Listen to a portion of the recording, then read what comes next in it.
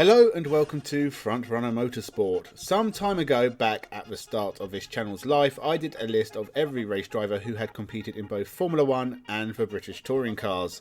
Since then, it has been requested I do the same for the Deutsche Tourenwagen Masters, or DTM, and I ignored it for way too long. But as the channel is nearly 5 years old and has over 1,000 subscribers, let's go back to a more innocent time when I was just as inconsistent at releasing videos to an audience of maybe 10 people.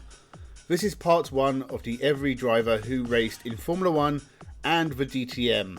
It is a much longer list than you would think at first glance, going back to the original DTM, which was known as the DPM, Deutsche Produktionswagen Meisterschaft, in 1984 to the present year 2024. 40 years of history to get through, and so without delay, let's take a look at our first 14 drivers who raced in Formula 1 and DTM.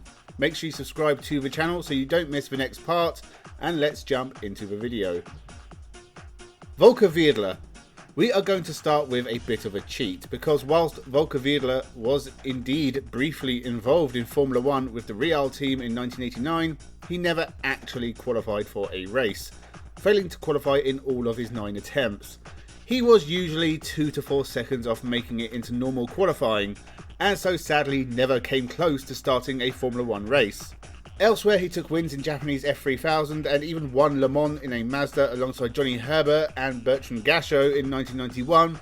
He was also one of the first to race in both DTM and Formula 1, finishing runner-up in a Mercedes 190E with 2 wins to his name, and then returning in 1989 in a Ford Sierra Cosworth and doing nowhere near as well.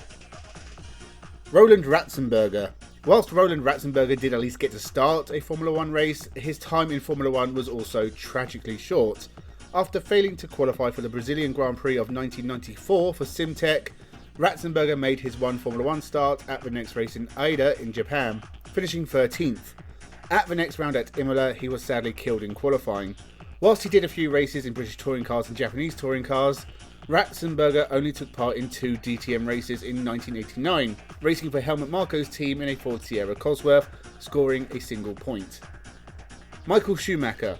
It's hard to imagine Michael Schumacher in anything other than a Formula 1 car, but before his long Formula 1 career, he did a race in a few different series, with appearances in sports car racing with Sauber to DTM in a Mercedes, who he had a very strong link with early in his career, which paid off eventually, I guess. Michael Schumacher's time in DTM is nowhere near as memorable as his time in Formula 1. He did 2 races in 1989, failing to finish one before not starting the other, and then 4 more in 1991. His best finish was 14th. Of course, he then made his debut with Jordan in Formula 1, moved Benetton from the midfield to the top, dominated the sport with Ferrari, and ruined everything with 3 years at Mercedes. And after his unfortunate accident, we haven't seen him in public for over a decade.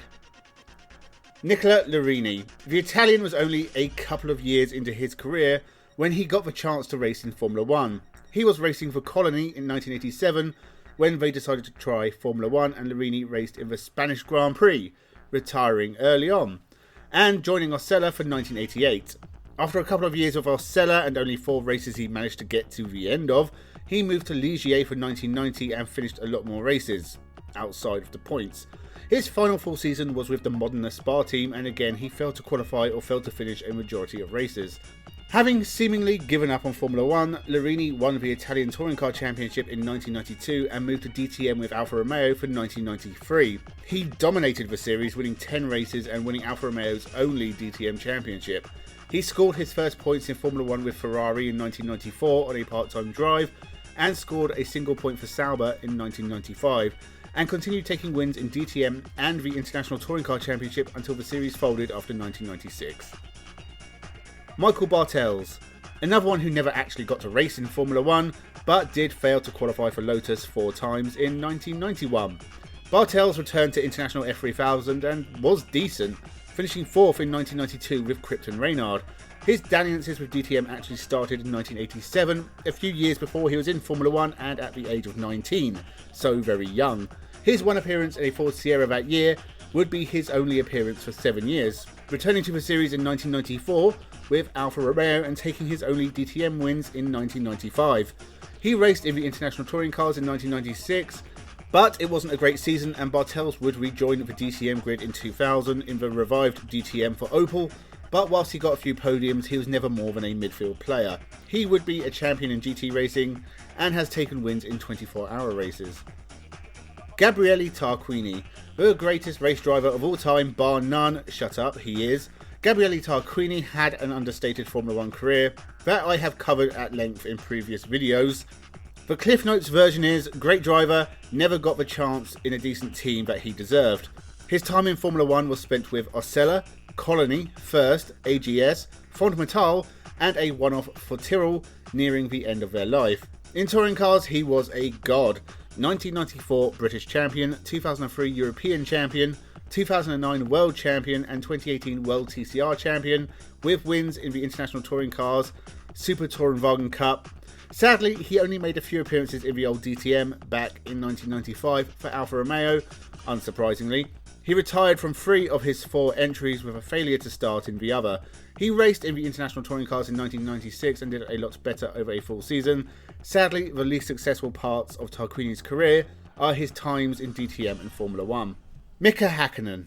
Another Formula 1 champion to make the list, the Finn Mika Hakkinen won 2 Formula 1 championships for McLaren, the only team he ever raced for in Formula 1 except Lotus, and that barely counts. After finishing his time in Formula 1 and a few years off from motorsport, Hakkinen made a brief return in the DTM, racing for the HWA Mercedes team.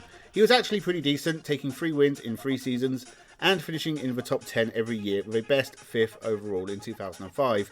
He completely retired from racing after the 2007 DTM season, but has made the occasional reappearance in GT racing, and he has been consistently involved in punditry and analysis ever since. Pedro Lamy. I feel like Pedro Lamy should have had a much better career than he ended up having. Runner-up in the International F3000 in 1993, after winning the German Formula 3 Championship the year before, Lamy never really got given a really good chance in Formula 1. Doing 8 races for Lotus in 1993 and 1994, a half season with Minardi in 1995, scoring his only point. 1996 was his only full season, and it was a disappointing, pointless season with Minardi. Pedro Lamy had some success in sports car racing, winning a couple of Le Mans Series GT championships, as well as the LMP1 class with Peugeot, and he has been a FIA GT champion. His time in DTM was brief and not a whole lot to write home about, racing for Team Rosberg in 2000 and scoring points with a best 4th place. He did a few races in 2001 but left the series thereafter. He's now a FIA commissioner, so might be one of the people to blame for, most things the FIA does. Paul di Resta, one of 2 drivers who got a Formula 1 drive on the back of their performances in the DTM. We'll get to the other at a later date. Also one of very few DTM champions on this list. Di Resta moved to DTM from single-seaters in 2007, and in his first 4 years was devastatingly consistent. 5th, 2nd, 3rd and 1st, with 6 wins and 21 podiums. His connections with Mercedes netted him a drive with the Force India Formula 1 team. His 3 seasons in Formula 1 were pretty good, scoring points on a regular basis for a midfield team in a competitive field, but he was soon without a drive and he returned to DTM in 2014, but was not as competitive for a few seasons. He took a win in 2016 and finished 5th overall, and 3 wins in 2018 was good enough for 3rd overall. But his final season in DTM to date was 2019 with the short-lived Aston Martin efforts. He now races in sports cars and is a pundit for Formula 1. Valterri Petro. The first Russian to race in Formula 1 is not exactly Mr. Popular these days. After making some very poorly thought out comments about the LGBT community, Petrov has basically disappeared from public view, although that may have more to do with his father's assassination in 2020 and not wanting to meet a similar fate. He does occasionally make rambling statements about Russia, and F1 is not legitimate without Russia, a country that has had 4 F1 drivers and a handful of Grand Prix in the grand scheme of things. Petrov's Formula 1 career was mediocre at best, with the most notable thing he did was stopping Fernando Alonso and Mark Webber beating Sebastian Vettel in 2010. 2 years with Renault netted 1 podium, and a final year with Caterham netted him a few embarrassing realisations about his career. He did 1 season of DTM in 2014 for Mika Motorsport, and finished last overall. He's done some sports car racing, but it looks like he's pretty much done in motorsport. Jensen Button. Again, this could be a bit of a cheat. Jensen Button only did 2 races in DTM, and it was as a Super GT driver in the DTM X Super GT event of 2019. He finished 9th and 16th in a Honda. In Formula 1, he has a lot more to fall back on. Whilst initially he was bounced around between Williams, Benetton and Renault, he found a home at BAR Honda, winning his first race in 2006 at Hungary and staying on as Honda took over and then left again. And Brawn had their surprise year, giving Button a championship before some semi-successful years with McLaren and some pretty dire ones when Honda came back. He now runs his own team, racing in Extreme E and GT Racing. Button has done NASCAR of late and occasionally appears in various series around the world. Jack Aitken, the newest entry on this list as he has only done 1 season of DTM, last year in 2023 for Ferrari. He did okay, took a win, but only managed 14th overall, never in title contention. He only had 1 race in Formula 1, standing in for George Russell, who was standing in for Lewis Hamilton at Sakhir in 2020. He did fine as a replacement, but he will now forever be known as a one-race wonder. If he does DTM again in 2024, I would expect some improvement. He's by no means bad, but he's doing a lot more sports car racing, so I definitely expect more appearances there. Esteban Ocon. I'd forgotten about Esteban Ocon's brief time in DTM, much like Pierre Gasly's time in Formula E. The French Formula 3 and GP3 champion joined the ART Mercedes team for the 2016 DTM Championship. He wasn't great and only scored 2 points. His time in DTM was cut short when he replaced Indonesian driver Rio Haryanto at Mana for the second half of 2016. He put in some great performances for Force India over the next few years, but lost his drive to Lance Stroll, which is almost as big an insult as you can possibly get in motor racing circles, and sat out 2019. He's returned with the Alpine team, taken his first Formula 1 win, and been as good as the team need him to be, and will probably continue at this level for as long as he's in Formula 1. Bernd Schneider. The greatest legend DTM ever produced is Bernd Schneider. He was picked for a Formula 1 drive by Zack Speed after team owner Eric Zakowski saw him race to 3rd in the 1987 Macau Grand Prix. Zack Speed were only a very small team, not equipped to race in Formula 1 at all, and Schneider struggled to qualify the car for his 2 years with the team. He had a single race with Arrows in 1990 and never scored points. He was, however, much more successful in DTM. He made scattered appearances in the early years from 1986 to 1989 in Ford Sierras and raced part-time for Zack Speed in 1991.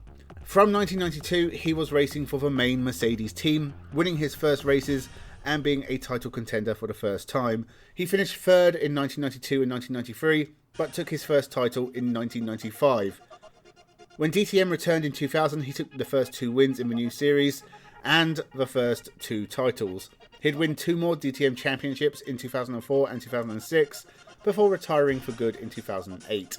He still has more DTM wins than any other driver, with only René Rast currently close to him and still competing. Schneider has come out and done the odd GT race here and there and has had plenty of success in his long motorsport career. So they were our first 14 DTM drivers who also happen to race in Formula 1. Let me know your thoughts in the comments below. Make sure you subscribe so you don't miss part 2 whenever it comes out. There is also plenty more motorsport content coming, with Formula 1 kicking off for 2024, as well as a slew of other race series. I will be covering as much as I can, so it's worth you sticking around to hear my outrageous opinions. Thank you very much for watching, and have a good one.